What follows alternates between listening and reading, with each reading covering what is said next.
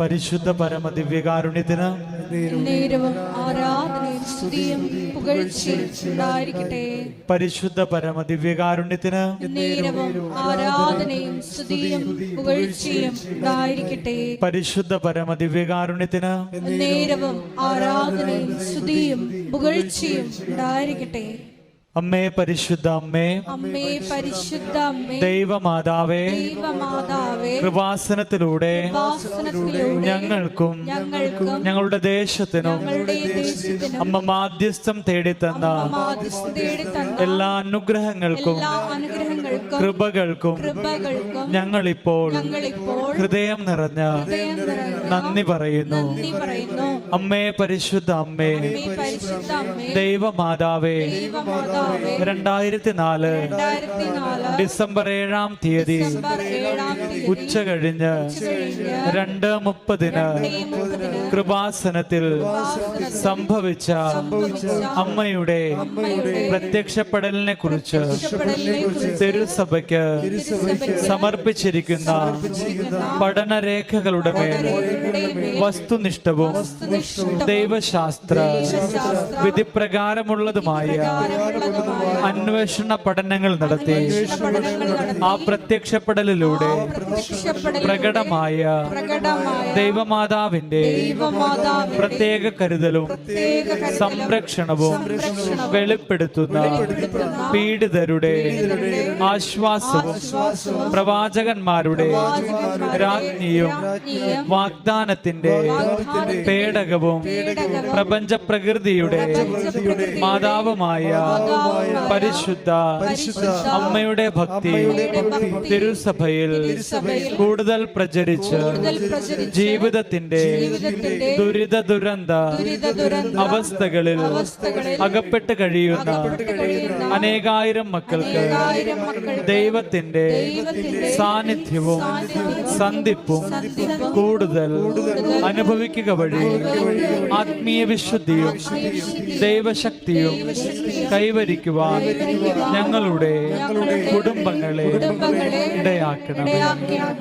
നമുക്ക് സ്തുതിച്ചു പ്രാർത്ഥിക്കാം. ഹല്ലേലൂയ. ആരാധന കർത്താവെ സ്തുതിക്കുന്നു. അങ്ങയുടെ തിരുനാമത്തിന് സ്തുതിയും പുകഴ്ചയും ഉണ്ടായിരിക്കട്ടെ. ഞങ്ങൾക്ക് ലഭിച്ച എല്ലാ കൃപകൾക്കും അനുഗ്രഹങ്ങൾക്കും നന്ദി പറയുന്നു. ഹല്ലേലൂയ, ഹല്ലേലൂയ. മഹത്വം, മഹത്വം, ആരാധന, ആരാധന. ഹല്ലേലൂയ.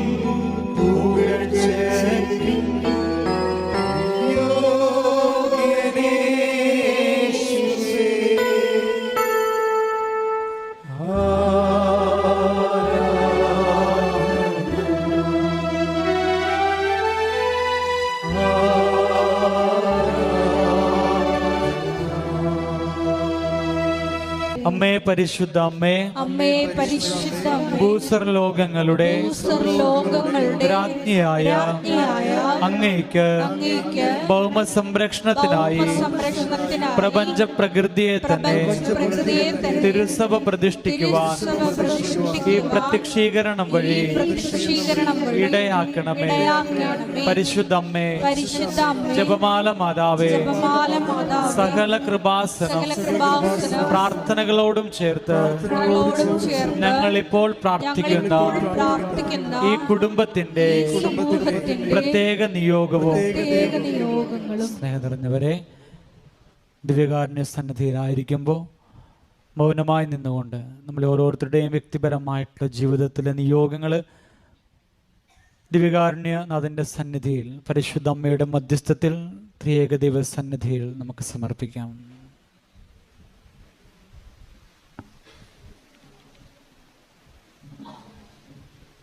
അമ്മയുടെ പ്രത്യക്ഷീകരണത്തിന്റെ ഈ അനുഗ്രഹവേളയിൽ ഞങ്ങൾക്ക് സാധിച്ചു തരുവാൻ കനിയണമേ.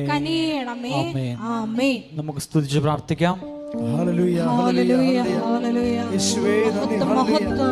ആരാധന, ആരാധന. Hallelujah, hallelujah.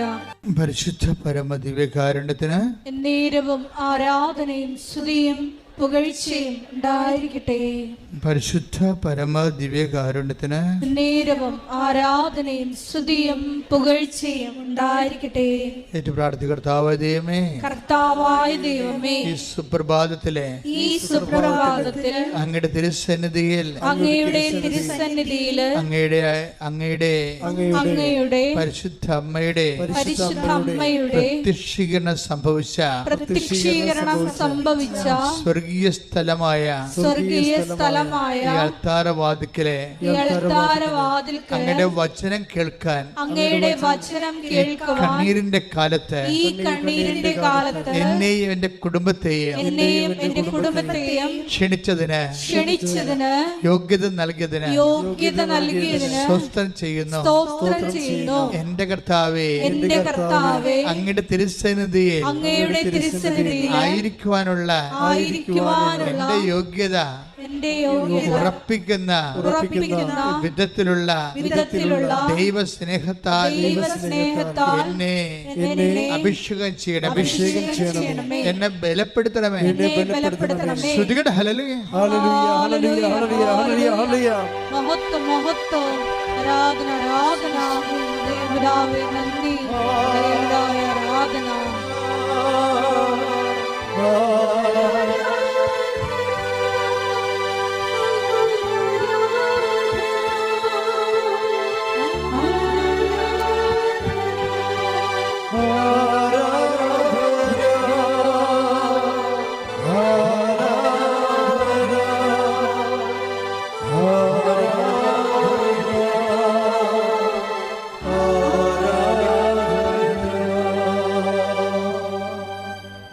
എൻ്റെ പ്രിയപ്പെട്ടവരെ,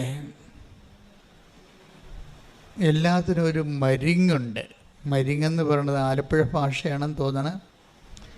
അതായത് എല്ലാ വിഷയങ്ങളും ഒക്കെ നമുക്ക് ചെയ്യുന്നതിന് അനായാസമായിട്ട് ചെയ്യുന്നതിനുള്ള ഒരു പ്രവർത്തന പരിചയ നൈപുണ്യത്തിനാണ് ഈ മരിങ്ങെന്ന് പറയുന്നത്.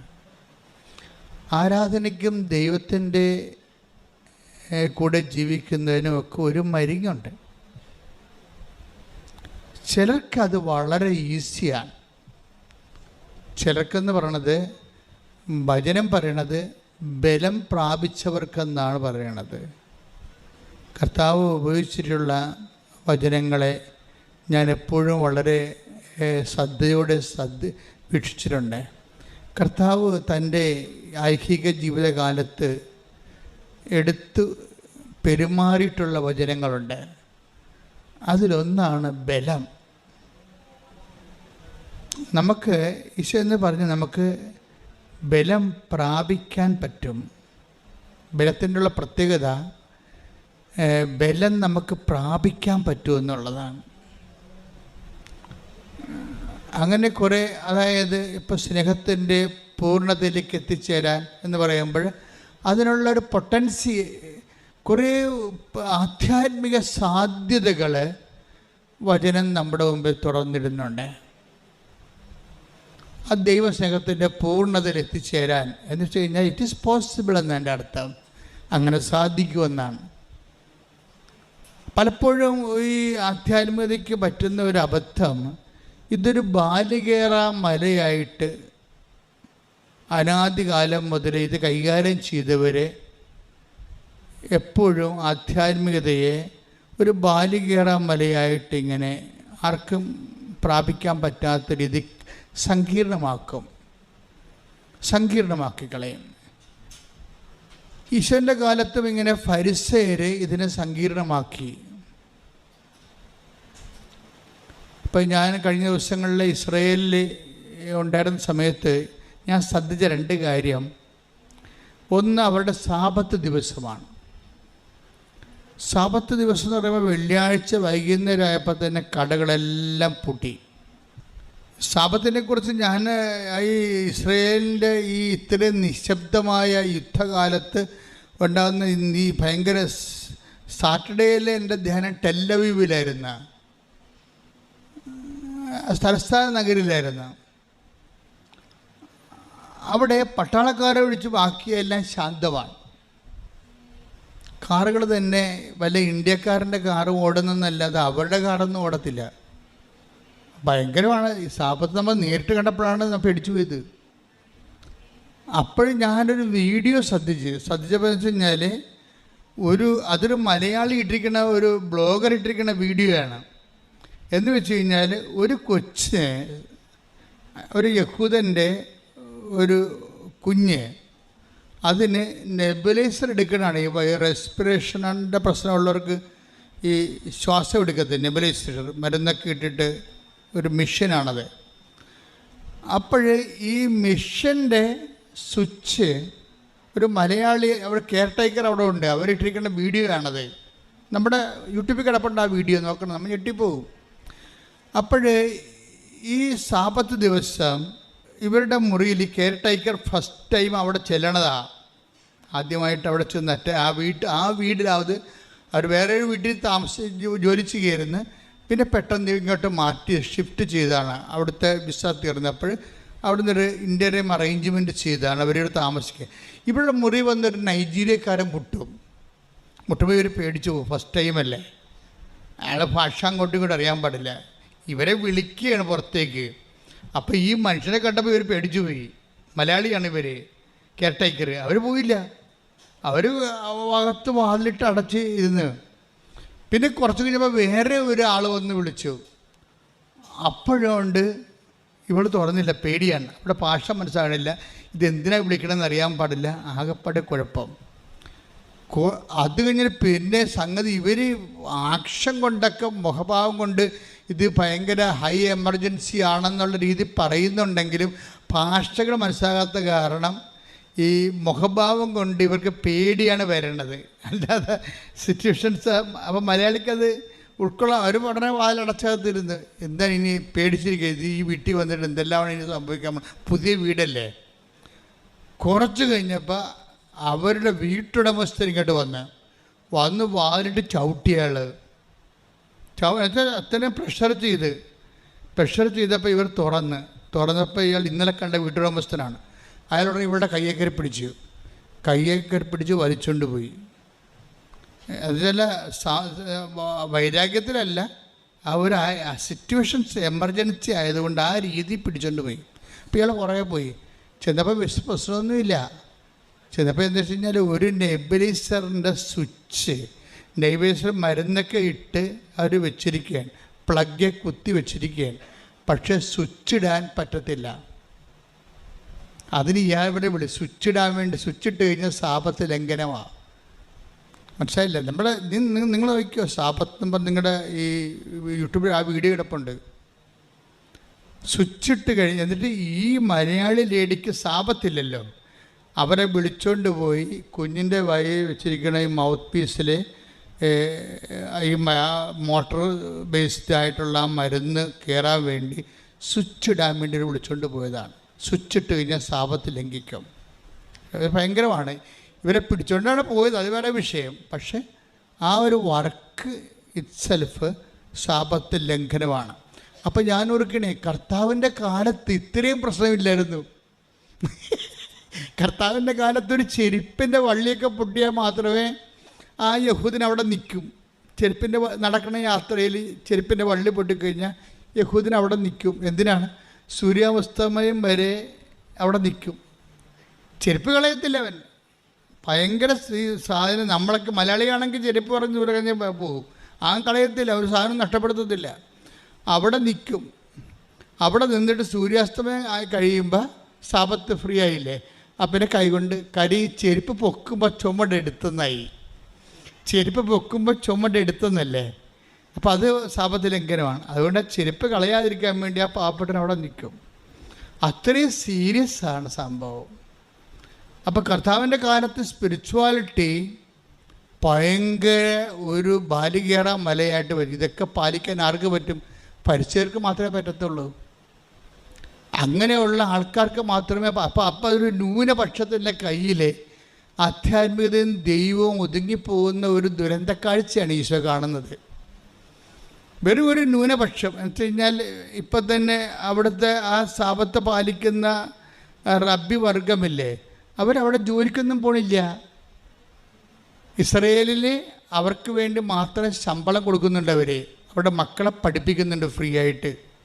ഒറിജിനൽ യഹൂദനല്ല, പട്ടാളക്കാർക്ക് മാത്രമേ സാബത്തിൻ്റെ ഒരു ഇതുണ്ട്, റിലീഫ് കൊടുത്തിട്ടുള്ളത്.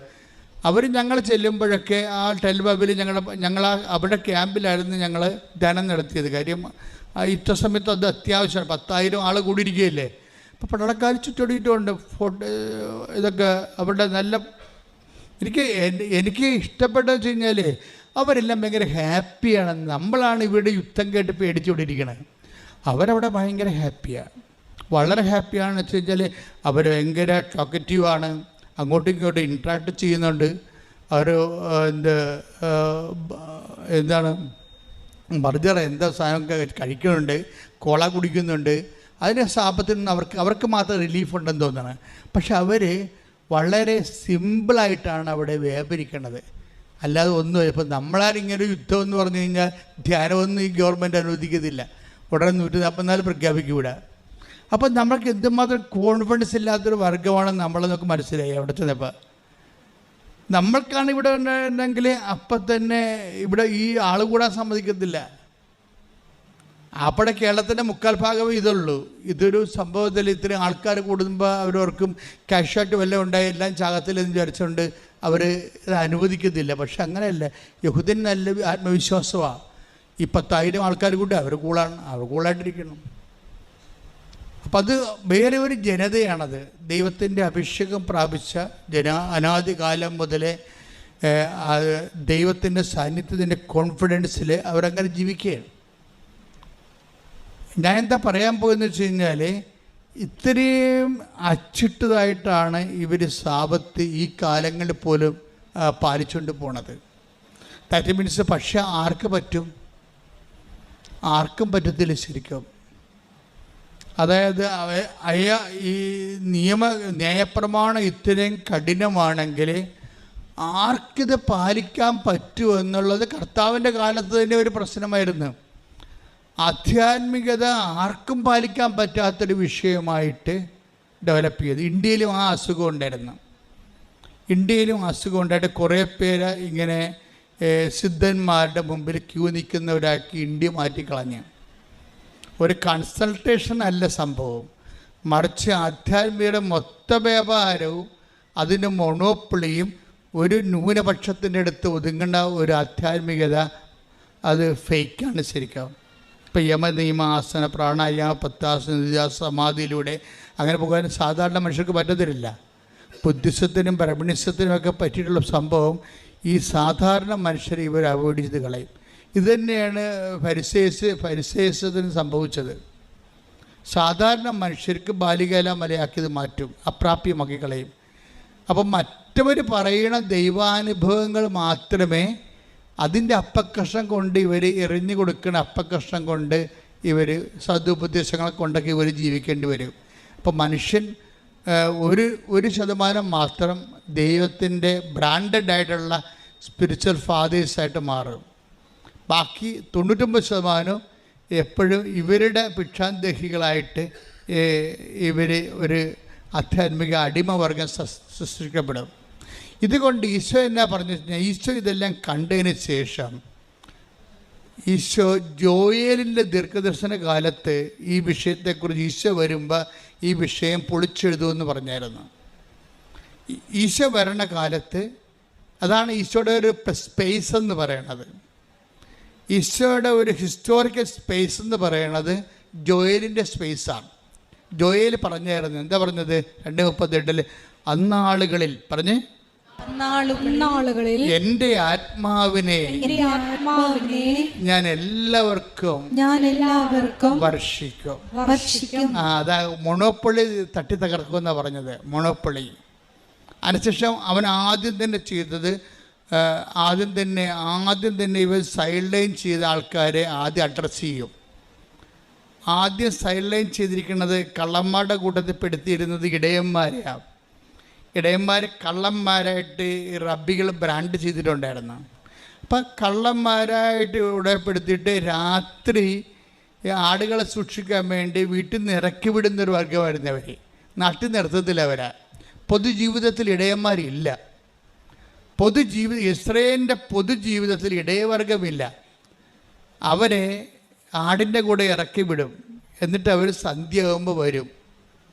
അവർക്ക് പൊതുജീവിതമോ സംസ്കാരമോ സാഹിത്യമോ പഠനങ്ങളോ ഇല്ല. ഇതിൻ്റെ അകത്ത് ആകപ്പാട് സാഹിത്യം എഴുതിയിട്ടുള്ളത് എനിക്ക് തോന്നുന്നത് ഇടയവർഗത്തിൽ നിന്ന് ദാവീദ് മാത്രമാണ്.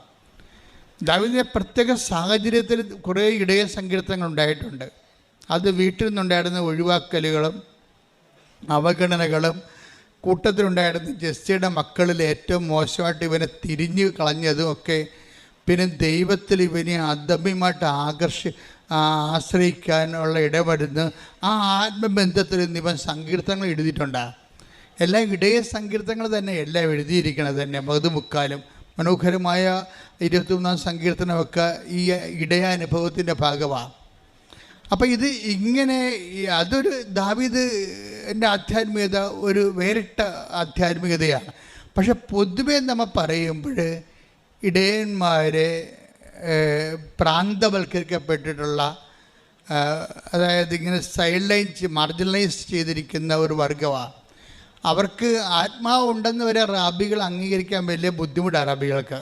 ഇവിടെ അങ്ങനെയായിരുന്നില്ല. ബ്രാഹ്മൺസിന് അടിമകൾക്ക് ആത്മാവില്ല എന്നുള്ളത് ഫെഡറലിസത്തിൻ്റെ കാലത്തും നിലനിന്നിരുന്നൊരു കോൺസെപ്റ്റാണ്. ആത്മാവ് ഉണ്ടാകണമെങ്കിൽ കുറച്ച് കളറുണ്ടാകണം, കുറച്ച് ആരോഗ്യം ഉണ്ടാകണം, കുറച്ച് വിദ്യാഭ്യാസം ഉണ്ടാകണം. എന്തൊരു കഷ്ടമാണ് മനുഷ്യൻ. ഇപ്പോൾ മനുഷ്യൻ ഏത് രീതിയിലാണ് ഇങ്ങനെ പാർശ്വവൽക്കരിക്കുന്നത്? സാംസ്കാരിക പാർശ്വവൽക്കരണം ശക്തമായ രീതിയിലുള്ള ഉച്ചനീചത്വം സൃഷ്ടിച്ചിട്ടുണ്ട്.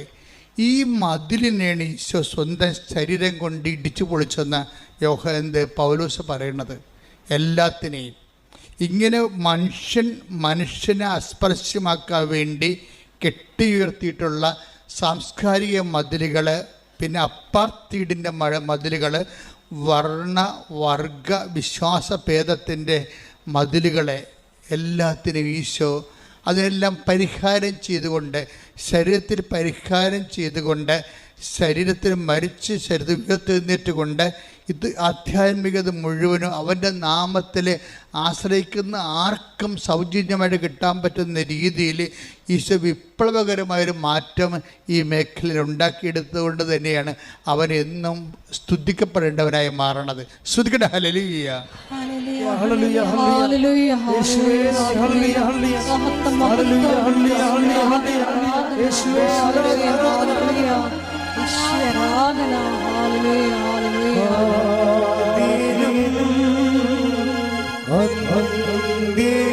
മതിലുകൾ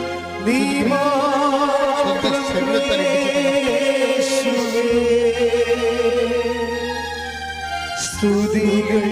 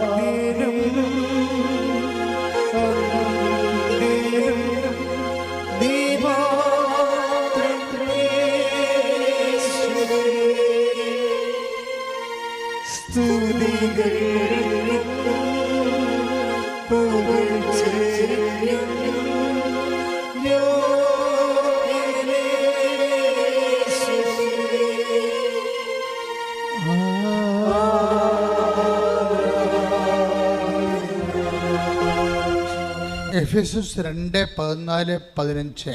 കാരണം അവൻ നമ്മുടെ സമാധാനമാണ്. ഇരുകൂട്ടരെയും അവൻ ഒന്നിപ്പിക്കുകയും ശത്രുതയുടെ മതിലുകൾ തകർക്കുകയും ചെയ്തു.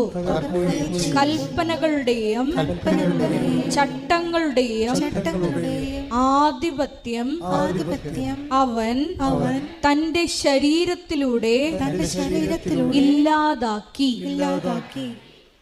അപ്പം പാപത്തിന് അവൻ ശരീരത്തെ ശിക്ഷ വിധിച്ചുകൊണ്ട് എല്ലാ തരത്തിലുള്ള പാപങ്ങളെയും ഇതിന് പരിഹാരമാകാൻ അവൻ്റെ നാമം ദൈവം ഉയർത്തിയത് മൂലം അവൻ്റെ നാമത്തിൽ ആശ്രയിക്കുന്ന ആർക്കും, യഹൂദനായാലും ശരി, അയഹൂദനായാലും ശരി, ക്രിസ്ത്യാനി ആയാലും ശരി, അക്രൈസ്തവനായാലും ശരി, അത് എല്ലാവർക്കുമായിട്ട് ആധ്യാത്മികത തുറന്നു കൊടുത്തു എന്നുള്ളതാണ് കർത്താവിൻ്റെ നാമത്തിൻ്റെ ശക്തി. അതായത് ഈശോയുടെ അതായത് ആധ്യാത്മികതയുടെ മുഴുവൻ സാധ്യതകൾ ഒരു സിംഗിൾ നെയിമിൻ്റെ കീഴിൽ കൊണ്ടുവന്നിട്ട് ഈ നാമത്തെ വിശ്വസിക്കുന്ന ആർക്കും അതിൽ നിന്ന് ഏണിങ്സ് ഉണ്ടാക്കാൻ പറ്റുന്ന രീതിയിൽ ആധ്യാത്മികത എല്ലാവർക്കുമായിട്ട് തുറന്നു കൊടുത്തു. ആർക്കതിൻ്റെ അകത്ത് ഇൻവെസ്റ്റ് ചെയ്യാൻ പറ്റുന്നു, ആർക്കതിൽ സ്നേഹിക്കാൻ പറ്റുന്നു, ആർക്കാ നാമത്തെ വിശ്വസിക്കാൻ പറ്റുന്നു, ആർക്കാ നാമത്തെ പ്രത്യാശിക്കാൻ പറ്റുന്നു, അവർക്കൊക്കെ തനത് സമ്പാദ്യം ഉണ്ടാക്കാനും കൃപ വളർത്താനും കഴിയുന്ന രീതിയിലാണ് ഈശോ പുതിയ നിയമം ഡിസൈൻ ചെയ്തിരിക്കുന്നത്. കൈയടിച്ച് ശ്രദ്ധിക്കട്ടെ. ഹല്ലേലൂയ, ഹല്ലേലൂയ, ഹല്ലേലൂയ, ഹല്ലേലൂയ. മഹത്വം, മഹത്വം, ആരാധന, ആരാധന. ഹല്ലേലൂയ. യേശുവേ നന്ദി, യേശുവേ ആരാധന. ഹല്ലേലൂയ. അതുകൊണ്ടാണ് യോഹന്നാൻ പറയണത് അവൻ്റെ നാമത്തിൽ, പറഞ്ഞ്, അവന്റെ നാമത്തിൽ വിശ്വസിക്കുന്നവർക്കെല്ലാം. അതാണ് പക്ഷേ ഇത് കണ്ടായി, ഇത് സർവ്വജനീയമായിപ്പോയി എന്ന് പറഞ്ഞ് യോഹന്നാൻ 1:12 വായിച്ച്, തന്നെ സ്വീകരിച്ചവർക്കെല്ലാം തന്റെ നാമത്തിൽ വിശ്വസിക്കുന്നവർക്കെല്ലാം ദൈവമക്കളാകാൻ അവൻ കഴിവ് നൽകി.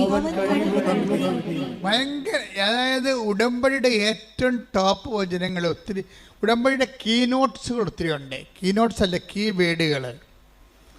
ഉടമ്പടിയിലെ കീവേഡുകൾ ഞാൻ ബുദ്ധിപരമായിട്ട് കണ്ടുപിടിച്ചതല്ല. ഉടമ്പടി തന്നതിന് ശേഷം നമ്മൾ ഒരുമിച്ച്, ദൈവജനവും അഭിഷിക്തനും കൂടി ഒരുമിച്ച് കർത്താവിൻ്റെ അടുത്ത് കൂടുന്ന ഇതുപോലെ കൂട്ടായ്മയിലാണ് ഈ ഉടമ്പടിയുടെ മുഴുവൻ ലിറ്ററേച്ചർ, വിസ്ഡം വെളിപ്പെടുത്തിയിരിക്കുന്നത്. അല്ല ഞാൻ ഒറ്റയ്ക്കിരുന്ന് ധ്യാനിക്കുമ്പോൾ മാത്രം കിട്ടിയിട്ടുള്ളതല്ല. ഒറ്റയ്ക്കിരുന്ന് ധ്യാനിക്കുമ്പോൾ ഒത്തിരി കിട്ടിയിട്ടുണ്ട്. പക്ഷേ വളരെ ആപ്ലിക്കബിൾ ആയിട്ടുള്ള, ജീവിതവുമായിട്ട് ബന്ധമായിട്ടുള്ള ഭയങ്കരമായിട്ടുള്ള കീകൾ, താക്കോലുകൾ കിട്ടിയിരിക്കണ എല്ലാം നമ്മൾ ഒരുമിച്ച് കർത്താവിൻ്റെ അധ്യക്ഷതയിൽ കൂടുന്ന ഈ സ്വർഗീയ കൂട്ടായ്മയിലാണ്. അത് ഓർത്തിട്ട് ശ്രദ്ധിക്കട്ടെ. ഹല്ലേലൂയ, ഹല്ലേലൂയ, ഹല്ലേലൂയ, ഹല്ലേലൂയ. യേശുവേ, നീ ഞങ്ങളെ പഠിപ്പിക്കുന്നതിന് നന്ദി പറയുന്നു. വചനത്താൽ പ്രബുദ്ധരാക്കുന്നതിന് നന്ദി പറയുന്നു. ആത്മാവിൽ വഴി നടത്തുന്നതിന് നന്ദി പറയുന്നു. ഹല്ലേലൂയ, ഹല്ലേലൂയ. മഹത്വം, മഹത്വം. ദൈവനാമേ നന്ദി. ദൈവനാമേ ആരാധന. ഹല്ലേലൂയ.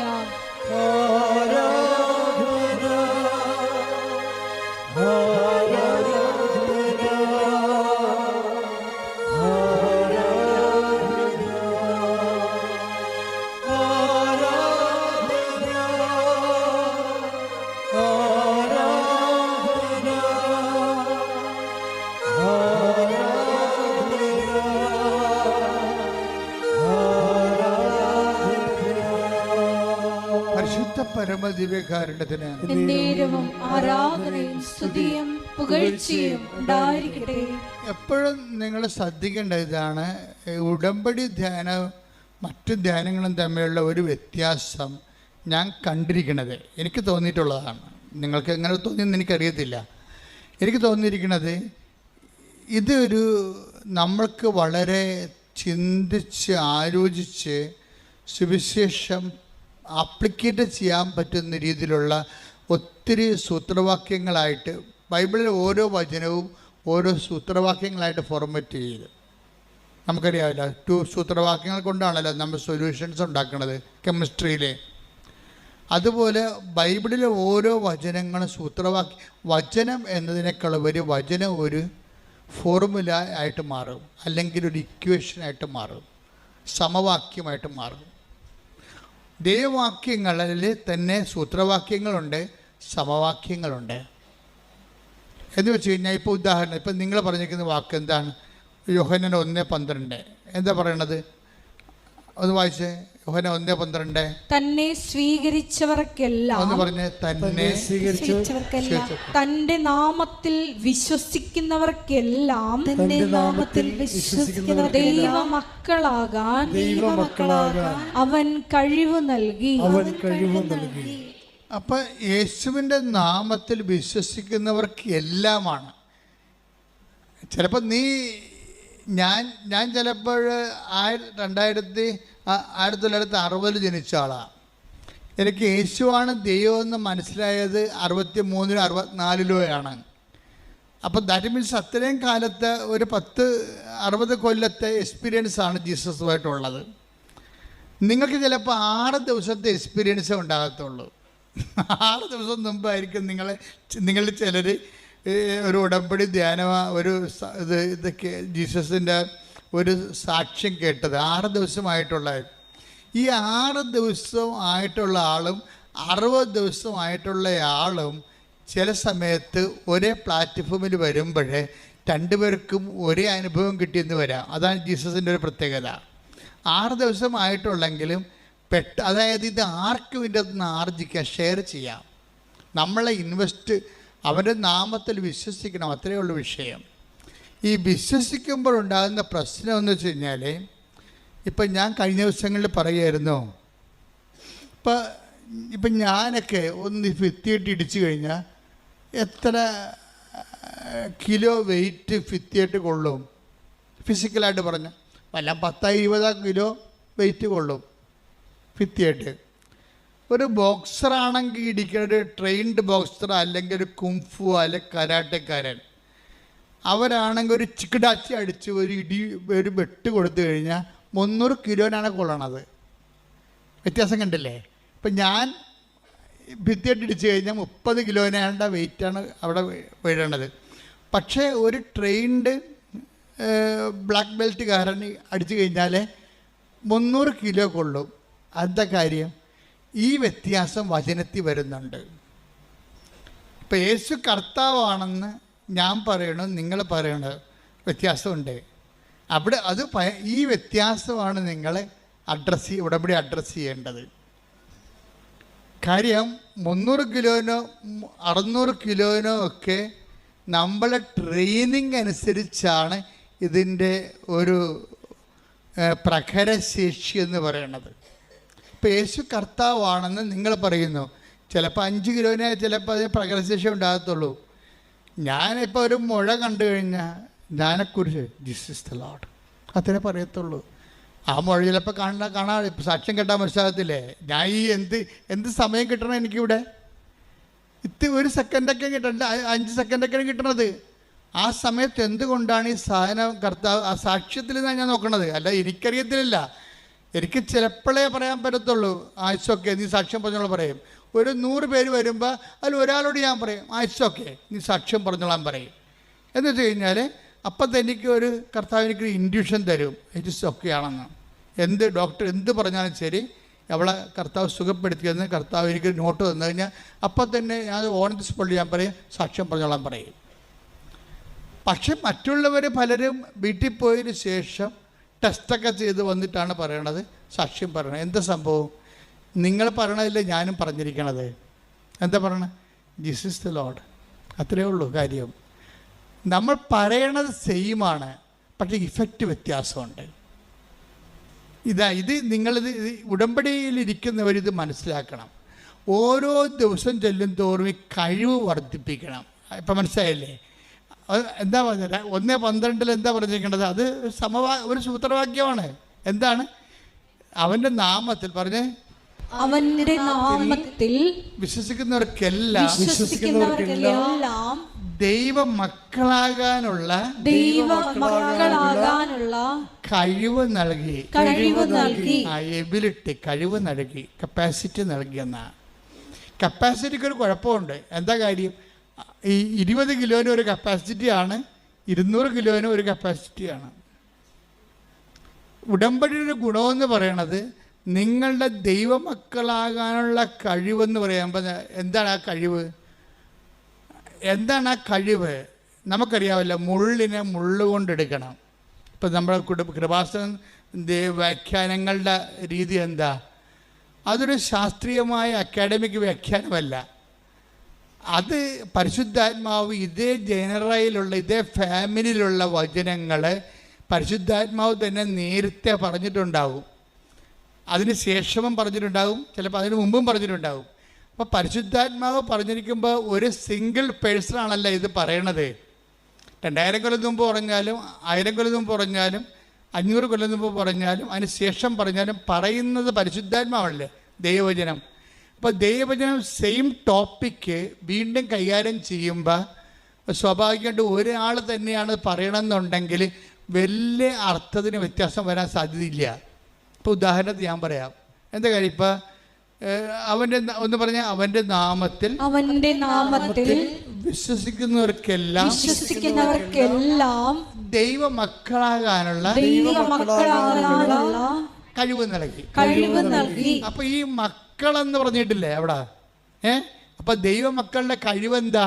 ശരിക്കും പറഞ്ഞ മക്കളാണെങ്കിൽ അവകാശികളാണ്. ക്ലിയർ അല്ലേ സംഭവം? Take the bed of God. Hallelujah. Hallelujah. Hallelujah. Hallelujah. യേശുവേ നന്ദി. Hallelujah. Hallelujah. Hallelujah. Hallelujah. Hallelujah. യേശുവേ ആരാധന. യേശുവേ നന്ദി. മഹത്വം. Hallelujah.